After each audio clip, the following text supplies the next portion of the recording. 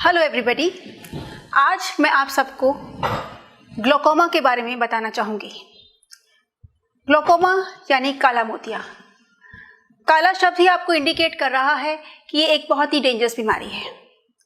तो आज मैं डॉक्टर श्रुति चावला आज आपको ग्लोकोमा के विषय में विस्तार से जानकारी देना चाहती हूँ।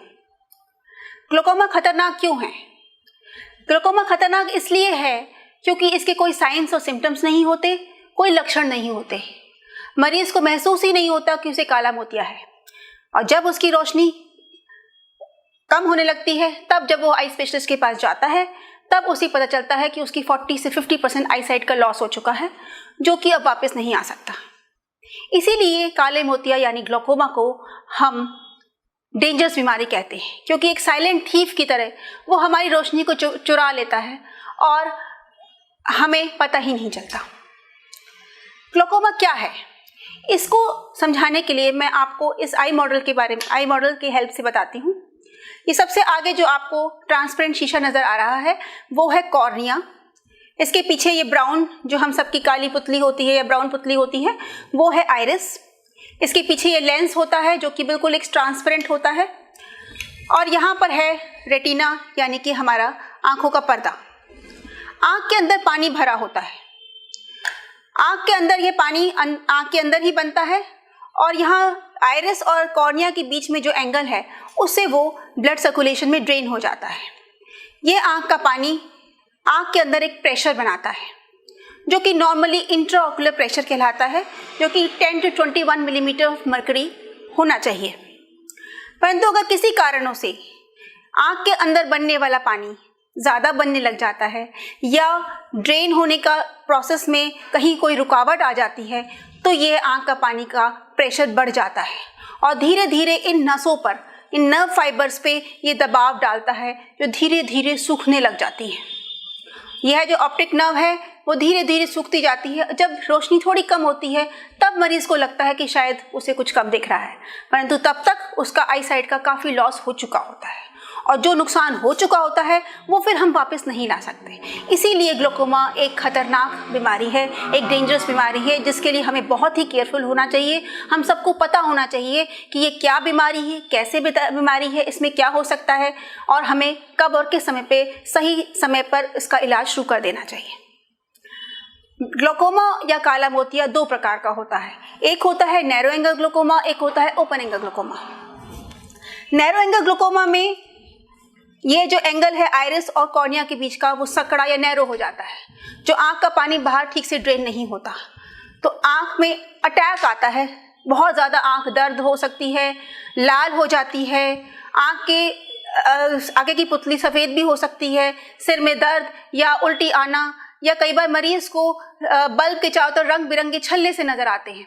इस प्रकार का जब अटैक आता है तब हमें आई स्पेशलिस्ट को ज़रूर दिखाना चाहिए, क्योंकि यह एक नैरो एंगल ग्लोकोमा का अटैक हो सकता है, जिसे डॉक्टर आई स्पेशलिस्ट आपको कुछ मेडिसिन्स, इंजेक्शन और दवाइयों से, ड्रॉप से कंट्रोल कर सकते हैं, और उसके आगे लेज़र का ट्रीटमेंट करके इसको आगे ना होने की संभावना बना सकते हैं।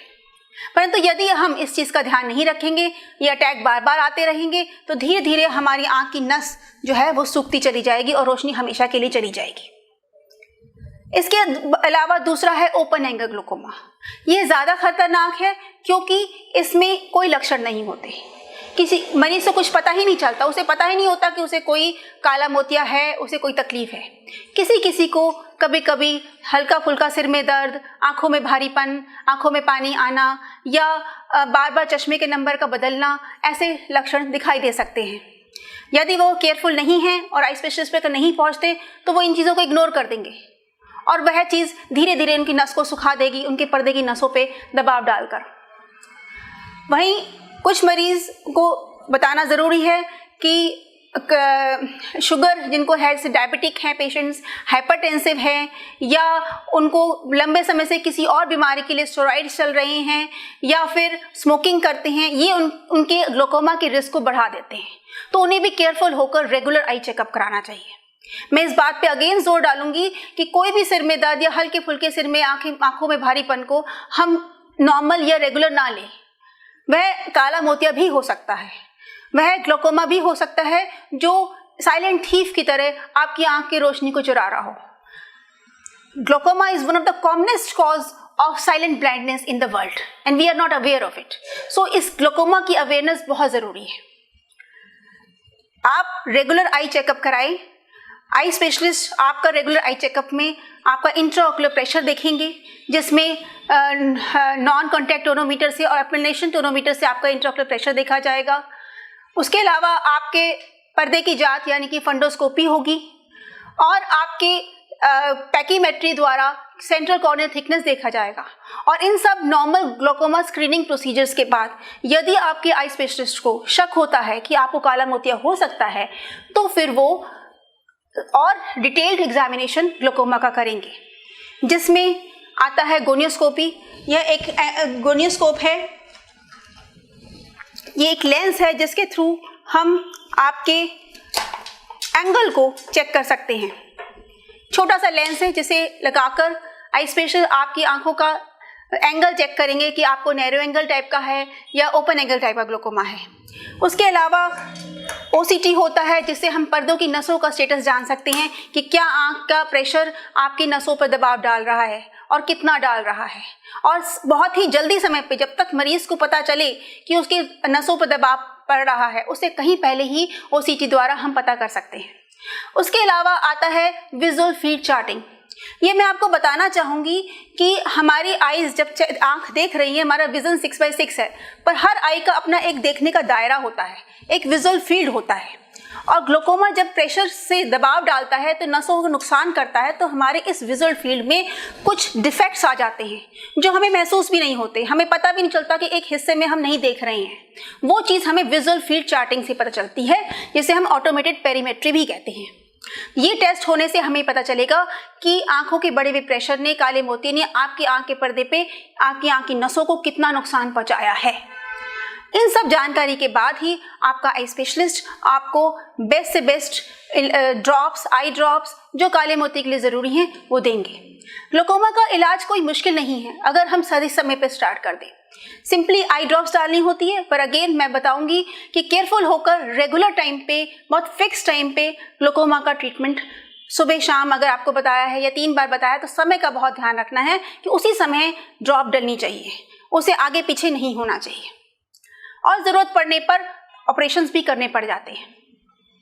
तो फिर मैं इस बात पे आपको जोर डालूंगी कि काले मोती का सही समय पे डायग्नोस होने के लिए आपको बहुत ज़रूरी है कि रेगुलर आई चेकअप कराएं, रेगुलर एक क्वालिफाइड आई स्पेशलिस्ट को दिखाएं। हमें ये भूलना नहीं चाहिए कि नज़र ईश्वर की दी हुई एक बहुत बड़ी नियामत है, जिसे हमें संभाल के रखना चाहिए। ऐसे ही कोई भी आई ड्रॉप नहीं डाल लेनी चाहिए। Thank you. ये है नॉन कॉन्टैक्ट टोनोमीटर। इसके द्वारा हम इंट्राऑक्यूलर प्रेशर चेक कर सकते हैं। जैसे आप देख सकते हैं कि इस पेशेंट का हम इंट्राऑक्यूलर प्रेशर चेक कर रहे हैं, और साथ में यह पैकीमेट्री भी करता है, जिसमें सेंट्रल कॉर्नियल थिकनेस भी चेक हो जाती है, और जो हमारी इंट्राऑक्यूलर प्रेशर को बिल्कुल करेक्टेड रीडिंग देती है, और हमें करेक्टली पता चल जाता है एक्यूरेटली कि इनका इंट्राऑक्यूलर प्रेशर कितना रहता है और कॉर्नियल थिकनेस कितनी है। ये है ऑटोमेटेड पेरीमीटर, जिससे हम विजुअल फील्ड चार्टिंग करते हैं। ये एक कंप्यूटराइज टेस्टिंग है जिसमें आँख के विजुअल फील्ड के डिफेक्ट्स हमें पता चल जाते हैं ग्लोकोमा के। जैसे मैंने अभी आपको बताया कि ग्लोकोमा में पर्दे की नसों पे जब दबाव डालता है तो हमारी आंखों के फील्ड पे वो कुछ डिफेक्ट्स क्रिएट कर देते हैं, वो एरिया हमें क्लियर नहीं दिखाई देता। तो इसमें कंप्यूटराइज द्वारा प्रोग्राम होता है जिसमें अलग अलग इंटेंसिटी की लाइट्स को पेशेंट को दिखाया जाता है। पहले एक आंख का चेकअप होता है, फिर दूसरी आंख का चेकअप होता है, करीब करीब आधा पौना घंटा लगता है। अलग अलग इंटेंसिटीज़ की लाइट्स आपको दिखाई जाएंगी, और इस प्रकार से हमें पता चलेगा कि किस हिस्से में हमारे इस पूरे फील्ड में कौन कौन सी एरिया में हमें नहीं दिखाई दे रहा, जो हमें महसूस भी नहीं होता।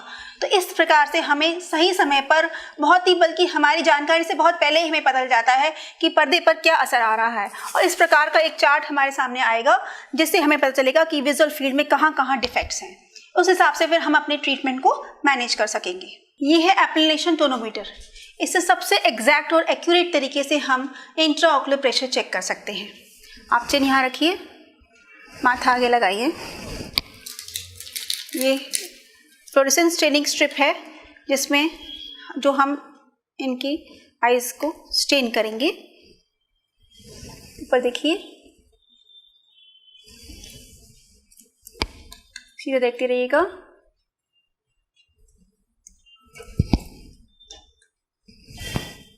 ब्लू लाइट में फिर हम इसे इस तरीके से हमें इनका प्रेशर चेक करेंगे। इस तरीके से हम इंट्राऑक्यूलर प्रेशर को एक्यूरेटली मेज़र कर सकते हैं।